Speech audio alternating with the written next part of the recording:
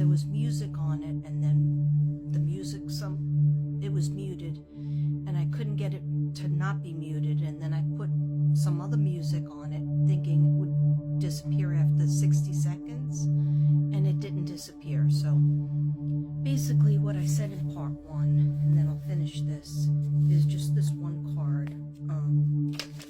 I was talking a lot about her animals in the past. Growing up, she had animals, right?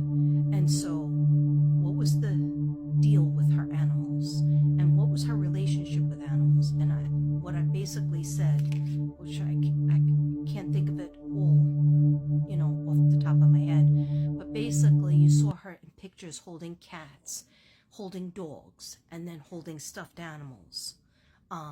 So we don't know how many dogs or cats that she actually had. Somebody might know from the bayou, or somebody that, you know, is close to the family. I don't know if they will talk to me, but anyhow, from my research, and this is all allegedly, in my opinion, okay, you know, for entertainment reasons only. These earrings are from my best friend of 50-something years. Aren't they pretty? She gave me these for my 61st birthday. Her name is Christine. But we call her Valvic sometimes. Anyhow, sorry, I have ADD, so my mind goes off into a lot of directions. But I'm just trying to recap what I said in the first one. That was important. So basically, you see her holding cats and dogs and stuffed animals. I basically feel that when somebody is narcissistic, and I'm not a doctor, so I'm not diagnosing her with that, but if they are narcissistic or sociopathic, or even by trauma, they're not going to treat animals the same, in the same fashion as the average person. Okay, what do I mean by that? You would see her just like holding the animal for a picture. You never really saw her interacting. Everything is for a picture. Picture here, picture there. So on paper, maybe she looks like she's an animal lover. But what we have seen is when she wanted Pixie so bad, and then she got Pixie, right? And then what did she do? She left Pixie within a week or 2 weeks. And even Ryan tried to give her Pixie, because he was like, I'm at work all day. You know, I got this animal for you. And she said, no, you can keep him, right? Because she knew that her mother, her stepmother, Christy, and Rod, her father, had animals at the house that she was staying at. And she also knew that Ken, because she had been talking to him since February of, February of 2024, that he had a dog, right? Even though he lived in Dallas, she knew he was going to come. He was making his way, and he was going to be bringing his dog, right? And what does she do? The first thing she does, the first week she's with Ken, is they get tattoos of a husky, right? That they talked about when she was in jail, always wanting to get a husky. But yet, you never really see her petting Parker or really loving on Parker like Ken did. Okay, so I don't want this all to be about that, because I have so many other cards to go to, but it's important. The link with the animals are important. At least to me, they are. Team Pixie, Team Parker. That's who I am. So what in one of the videos, because I started rewatching the videos and taking notes, and that's why I have this note of her in prison. And one of the videos, she says that they said, how was your relationship with your mom? She was overprotective, and you also said she was your best friend. You know, tell us about, was she very overly loving? You always see her holding hands with you in pictures. Well, she was, when she didn't want me to talk, she would squeeze my hand. If I said the wrong thing, she would squeeze my hand. Okay. And then she said, when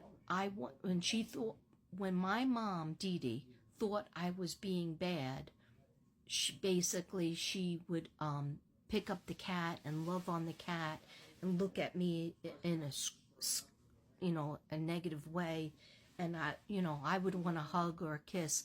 Instead, she would pick up the cat and say how much she loved the cat. And she loved the cat the most in the whole world. So in other words, what I'm thinking is, did she make her feel, did Dee Dee make Gypsy feel like that cat is getting more love and attention from the one person that's in my life, that's ruling my world? And to me, that makes me sad if that happened. But that would make you grow up to not have great relationship with animals, because you're seeing them, you're remembering in your head, making that connection that at one point in my life, my mother would take the cat and give the cat more attention and hugs and kisses than she would me. And so at that point in her life, her mother was her world. Because, when they had separated from the family and went on the road and drove to all these places and were living, isolated. Okay, that's a child thing to say. That probably happened as a child. I'm not going to say that didn't happen, but what I'm saying is that's something that messes with your head and your relationship in terms of the children, and your relationships in terms of other. Okay, your relationships with animals. Okay. Yeah, so, and basically, I think I said maybe in the second one, what happened to the guinea pigs that she had in her house, June 2015, when she unalived her mom, with Nicholas Godejohn. She put the guinea pigs out in the wild so they would get killed, because guinea pigs can't fend for themselves. And the cats were abandoned. I'm not sure if there was one or two cats, but there was a food thing, and I think kitty litter that were put outside. I think kitty litter. Okay, my battery is going dead. So let me just quickly read these last cards if I can. Yeah, so you're a public figure. When you got out of jail, your main audience was Gen Z, right? Young kids, much younger than you. You're 33. Gypsy's 33, but her audience were Gen Zs. So that's like, the 20, I would say the 18, 19, 20, all the way to about 27 crowd. Okay. But you're a public figure. You wanted your social media to blow up before you got out of jail. So you had Rachel Garlick, allegedly, and other people getting that ready for you.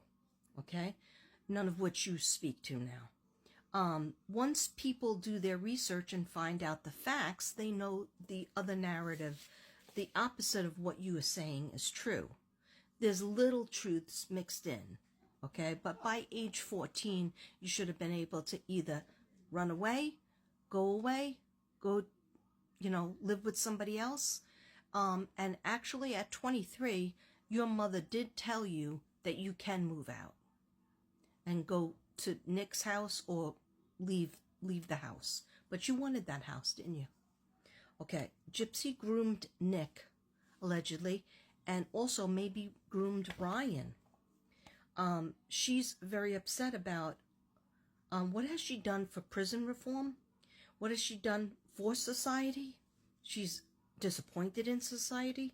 Other people getting attention. She doesn't like that.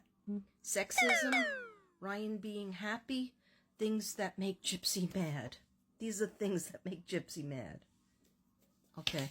Before age 19, she met Dan. We don't know who else she met.